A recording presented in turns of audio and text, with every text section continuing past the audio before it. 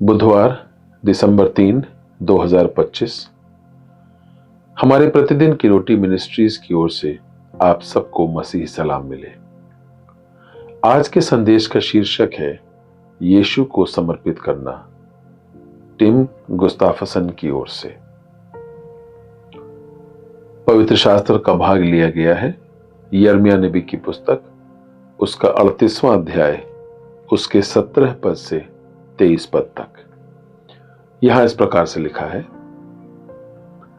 यिर्मयाह ने सिदकिय्याह से कहा, सेनाओं का परमेश्वर यहोवा जो इस्राएल का परमेश्वर है, वह यों कहता है, यदि तू बाबुल के राजा के हाकिमों के पास सचमुच निकल जाए, तब तो तेरा प्राण बचेगा और यह नगर फूंका न जाएगा और तू अपने घराने समेत जीवित रहेगा।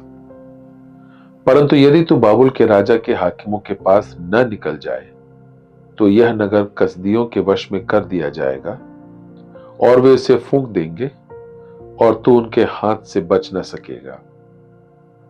सिदकिय्याह ने यिर्मयाह से कहा, जो यहूदी लोग कसदियों के पास गए हैं, मैं उनसे डरता हूं। ऐसा न हो कि मैं उसके वश में कर दिया जाऊं और वे मुझसे ठट्ठा करें। यिर्मयाह ने कहा, तू उनके वश में न कर दिया जाएगा। जो कुछ मैं तुझसे कहता हूं, उसे यहोवा की बात समझकर मान ले, तब तेरा भला होगा और तेरा प्राण बच जाएगा।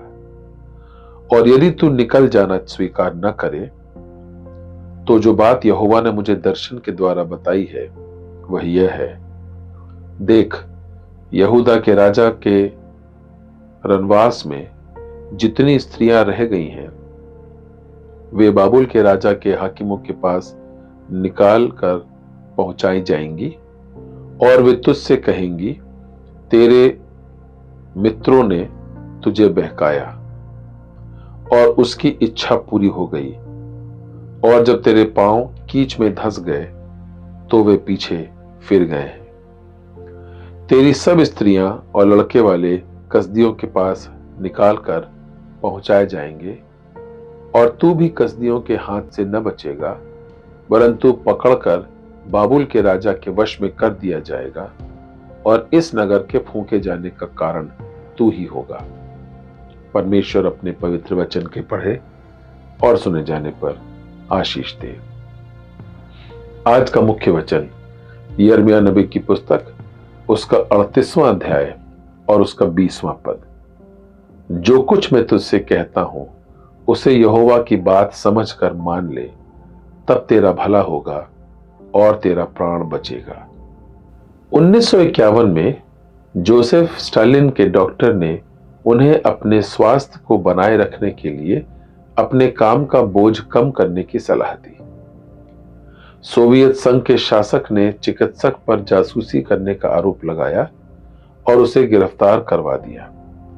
जिस अत्याचारी ने झूठ बोलकर इतने लोगों पर अत्याचार किया था, वह सच का सामना नहीं कर सका, और जैसा कि उसने कई बार किया था, उसने उस व्यक्ति को हटा दिया जिसने उसे तथ्य बताए थे।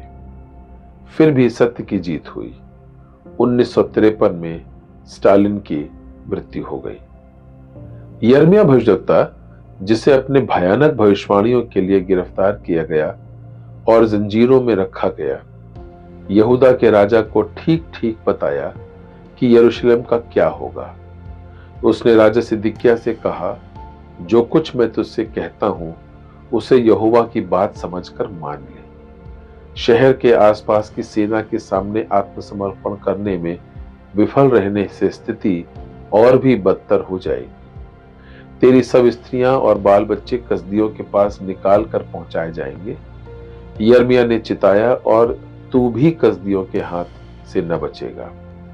सिदकिय्याह उस सत्य पर कार्य करने में असफल रहा।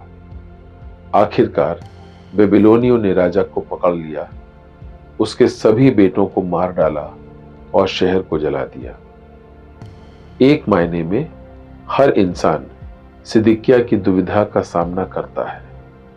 हम पाप और घटिया विकल्पों के अपने स्वयं के जीवन की दीवारों में फंसे हुए हैं। अक्सर हम लोगों से बचकर काम को बदतर बना देते हैं जो हमें हमारे बारे में सच्चाई बताते हैं।